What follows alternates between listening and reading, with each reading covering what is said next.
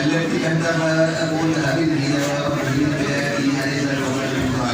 وأعتادها مع ماليا مقتل أبي سلمة في مكية وأعتاد قبله حمزة الذي أكيد وكان صلى الله عليه وسلم إليها من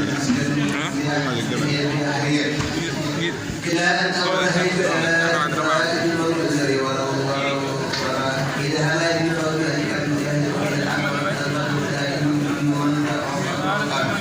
ثم أعتاد الصلاة بحليل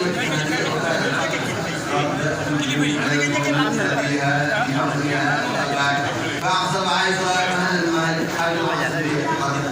قدر من سبيها بكفر تابين